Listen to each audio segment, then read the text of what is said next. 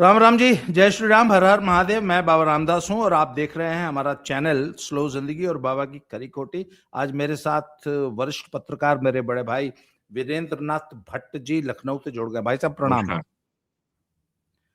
भाई साहब जरा उत्तर प्रदेश और उत्तर प्रदेश के परिप्रेक्ष्य में राष्ट्रीय राजनीति की कुछ चर्चाएं करेंगे। दो तीन बड़े गंभीर विषय चल रहे हैं। यूजीसी का क्या फॉलोआउट है, यूजीसी से क्या वाकई सवर्ण नाराज है भाजपा से, उसके बाद ब्राह्मण राजनीति कहाँ जा रही है, पंडित जी लोग क्या कर रहे हैं, पंडित जी लोग को सपा भी लुभा रही है, बसपा भी लुभा रही है, भाजपा में वो पहले से थे। ये सारी बातें चर्चा करेंगे। पर इससे पहले मैं एक मिनट बस आपका लूंगा। मैं जरा अपना ये इवेंट दर्शकों को याद दिला दूं। वज्र घोष सोशल मीडिया समिट है साहब। 15 फरवरी दिन रविवार, Indirapuram institute of higher studies, ये इंदिरापुरम न्यायखंड गाजियाबाद में एक कॉलेज है, उसके प्रांगण में हम ये सोशल मीडिया मीट कर रहे हैं। 2 दर्जन धुरंधर वक्ता, राष्ट्रवादी, समाज में कार्य करने वाले विचारक, social media creators, YouTube content creators पधार रहे हैं। आपके चिर परिचित नाम हैं भाऊ तोरसेकर जी, संजय दीक्षित जी, ओमकार चौधरी जी, अनुपम मिश्रा साहब, कर्नल RSN सिंह, कंचन गुप्ता साहब, सुरजीत दास गुप्ता साहब, अवनीश PN शर्मा, ऐसे 2 दर्जन नाम। प्रातः 11 बजे से लेकर शाम 7 बजे तक सारी व्यवस्था निःशुल्क है। कोई एंट्री फीस नहीं, कोई रजिस्ट्रेशन नहीं, सिंपली वॉक इन। आइए। तो 15 फरवरी संडे, सिर्फ एक हफ्ता बाकी। तो आज की चर्चा प्रारंभ करते हैं सर। भट्ट साहब हमारे साथ हैं। भट्ट साहब, ये यूजीसी वाले प्रकरण से क्या वाकई सवर्ण भाजपा से कुछ नाराज है? अब तो उस पर स्टे लग गया है, अब तो मामला खत्म हो जाना चाहिए। क्या आपको क्या लगता है, आपका क्या आकलन है सर? ये इस समय जो इस समय पब्लिक डिस्कोर्स का जो एजेंडा चल रहा है वो है जो बीजेपी जिसके खिलाफ है। 2014 में जब मोदी जी पावर में आए, उसके बाद से बीजेपी का जो बड़ा सुस्पष्ट एजेंडा था कि यूपी में जाति के आधार पर जो समाज विरोधी और या हिंदुत्व विरोधी जो राजनीति है, इसका खात्मा करना है। तो 2017 के विधानसभा चुनाव में बीजेपी का जो स्पष्ट रणनीति थी कि इन जाति आधारित पार्टियों को कमजोर करना है। तो समाजवादी पार्टी को कमजोर करने के लिए बीजेपी की रणनीति थी कि गैर यादव ओबीसी पे फोकस किया जाए, और बहुजन समाज पार्टी को कमजोर करने के लिए गैर जाटव जो दलित को फोकस किया जाए। तो बीजेपी ने जाति को एजेंडा के डिस्को पब्लिक डिस्कोर्स के एजेंडा से हटाने के लिए बहुत मेहनत की। और उसके बाद जो 17 में बीजेपी की सरकार बनने के बाद जिस तरीके से समावेशी राजनीति और कल्याणकारी योजनाओं को लागू किया गया, उसमें तमाम सरकार की कल्याणकारी योजनाओं का लाभ सबको दिया गया, सिवाय अपर कास्ट के, irrespective of caste and religion. मुसलमानों को, पिछड़े वर्गों को, दलितों को, और जो गरीब वर्ग के लोग थे सवर्णों में, उनको भी मिला। आवास है, शौचालय है, एलपीजी कनेक्शन है, बिजली कनेक्शन है, पानी कनेक्शन है, आयुष्मान भारत योजना है, पीएम किसान सम्मान योजना, सबको उसका लाभ मिला।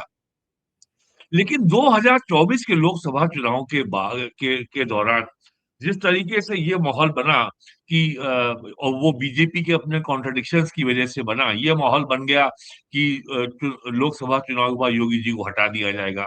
फिर मुद्दा उठा कि साहब ये बीजेपी के लोगों ने कहना शुरू किया अब की बार 400 पार, लेकिन ये नहीं बताया अब की बार 400 पार क्यों चाहिए।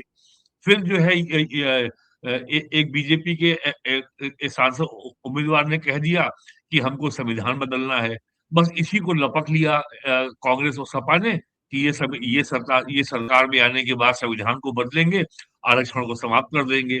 खैर फिर शांति रही, और 24-25 में जो है बीजेपी के लिए ठीक गुजरा। और इन्होंने जो है फिर 24 में ही इन्होंने अक्टूबर 24 में हरियाणा विधानसभा का चुनाव जीता। नवंबर 24 में इन्होंने महाराष्ट्र विधानसभा का चुनाव जीता। फिर फरवरी 25 में इन्होंने दिल्ली विधानसभा का चुनाव जीता। फिर फिर नवंबर 25 में इन्होंने बिहार विधानसभा का चुनाव जीत लिया। और उसके बाद फिर इन्होंने अभी हाल में ही महाराष्ट्र नगर निगम के चुनाव में बड़ी जीत हासिल की, और पहली बार बीजेपी का मेयर बनने जा रहा है बम्बई नगर महापालिका का। लेकिन 13 जनवरी को जो यूजीसी की गाइडलाइन आई, और उसमें ये समाज में संदेश गया कि ये बड़ी एकतरफा है, और इसमें सवर्ण होना अपराध हो गया है, और ये माना जाए, और यदि कोई और उसका तो उद्देश्य था कि उच्च शिक्षा संस्थानों में जाति के आधार पर यदि कोई भेदभाव होता है, डिस्क्रिमिनेशन होता है, उसको कैसे रोका जाए। तो और जो 2012 की जो गाइडलाइन थी, उसमें खाली एससी था।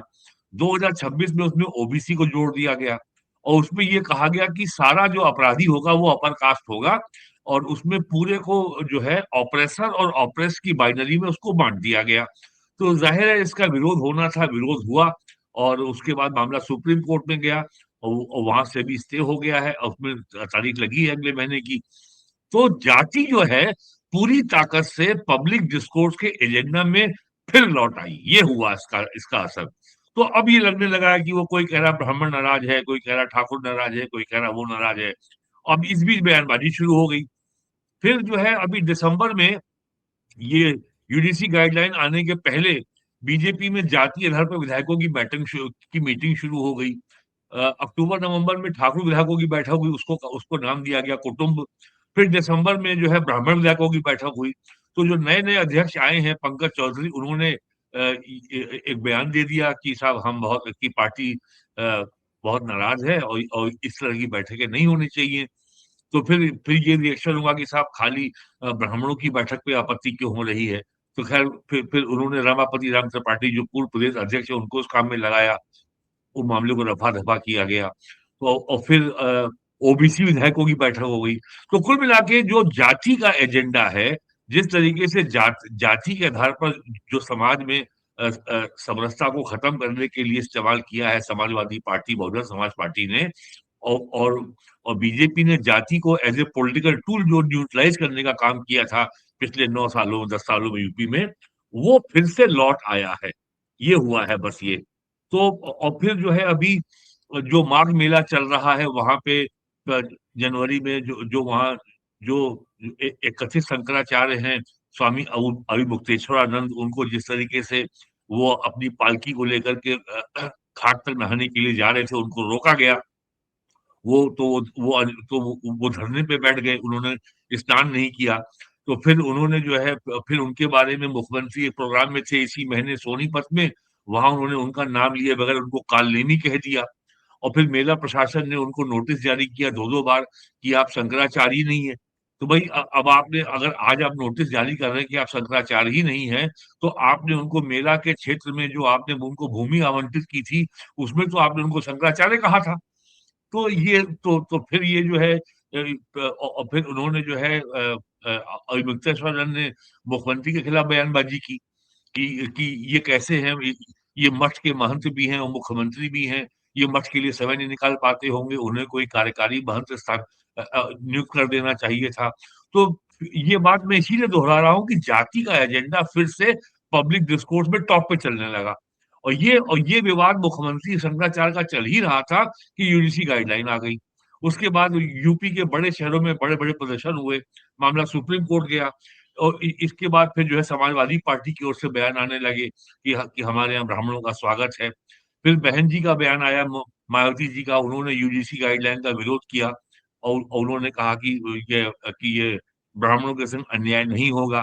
और ये अभी खत्म नहीं हुआ था कि एक वो आ गई नेटफ्लिक्स की फिल्म घूसखोर पंडित। अब वो घूसखोर पंडित तो है, लेकिन उसके उसके प्रोड्यूसर डायरेक्टर कौन है? नीरज पांडे। उसके हीरो कौन है? मनोज बाजपेयी। तो अब इसमें कैसे आप किसी और को दोषी देंगे जब सारे मुख्य कर्ता रहता ही ब्राह्मण है फिल्म के? तो ये हो गया। तो मैं फिर कह रहा हूँ कि ये सब ये जो घटनाक्रम है, इसके चलते क्या हुआ, जाति का एजेंडा फिर से टॉप लेवल पे ट्रेंड करने लगा उत्तर प्रदेश के राजनीति के डिस्कोर्स में और पब्लिक डिस्कोर्स में। ये स्थिति बनी हुई है। अब ये बयान आया अखिलेश यादव का कि वो रामनवमी के 2 दिन बाद नोएडा जिले, यानी गौतम बुद्ध नगर जिले का नाम है नोएडा का, वहां से वो दादरी के पास से अपनी 2027 के विधानसभा चुनाव मैनेज करेंगे। तो अब ये कहा भाई अब ये क्या हो गया, इनको कैसे याद आ गया भगवान राम का नाम। तो यहाँ मैं आपको एक बात याद दिला दूं, 1989 में 1989 में राजीव गांधी जो उस समय प्राइम मिनिस्टर थे कांग्रेस के, उन्होंने अपने चुनाव लोकसभा चुनाव का का जो उन्होंने श्री गणेश है उन्होंने अयोध्या से किया था। तो वहां पे उन्होंने ये कहा था कि हम जीते या लूजें, अयोध्या में भव्य राम मंदिर बन के रहेगा। तो उनकी दोनों इच्छाएं पूरी हो गई। वो इलेक्शन भी लूज कर गए और अयोध्या में राम मंदिर भी बन गया, हालांकि उसको बनने में 30 साल लगे। तो अब राजनीति, तो अब बीजेपी के सामने चुनौती ये है कि जो जाति का एजेंडा जो इस समय टॉप पे बना हुआ है यूपी में, और उसमें खाली ओबीसी का मामला नहीं है। इसमें इसमें इसमें पहले ब्राह्मण ठाकुर के वक्त के बारे में था ये कि साहब इनमें जो है आपस में बड़ी प्रतिद्वंदता है, ये लड़ रहे हैं। लेकिन जैसे ही गाइडलाइन आई तो सब में बड़ी एकता कायम हो गई। तो ये जो है ये केन प्रकरण कास्ट यूपी की राजनीति में छाया हुआ है कुल, और यही बीजेपी के लिए चुनौती बनेगा 2027 के विधानसभा चुनाव में, यदि जाति के विषय को इन्होंने अगर इन्होंने संतुलित तरीके से उसको संभाला नहीं। और तो नहीं और सर। का मुद्दा ऐसे छाया रहेगा तो बीजेपी के विरोधियों को थोड़ी स्पेस मिल सकती है। तो अपने विरोधी की स्पेस को लिमिट करने के लिए आवश्यक है कि बीजेपी जाति के मुद्दे को पब्लिक डिस्कोर्स पे एजेंडा पे टॉप पे न चलने दे। सर जी मेरा एक सवाल है, इन तमाम परिस्थितियों के मद्देनजर क्या यूपी में जातीय वोट बैंक का रीअलाइनमेंट हो सकता है? आपको लगता है कि कुछ जातियां एक पार्टी से खिसक के दूसरी पार्टी की तरफ चली जाएं? आपको लगता है? देखिए, केवल बीजेपी के लिए जो चुनौती बना है वो केवल कुर्मी समाज है। कुर्मी समाज जो है पूरी तरह कटा है बीजेपी से 2024 के लोकसभा चुनाव में, और दलितों में जो पारसी समाज है ये भी कटा है। तो अगर बीजेपी इससे जो है अगर अपने अपने अगर इसको डैमेज कंट्रोल करती है और इस समाज से संवाद स्थापित करके उनकी जो शिकायतों का निवारण करने में सफल रहती है, तो बीजेपी को उसमें कोई सहायता मिल सकती है। वरना कोई ब्रॉड चेंज नहीं आया है जो कास्ट अलाइनमेंट में।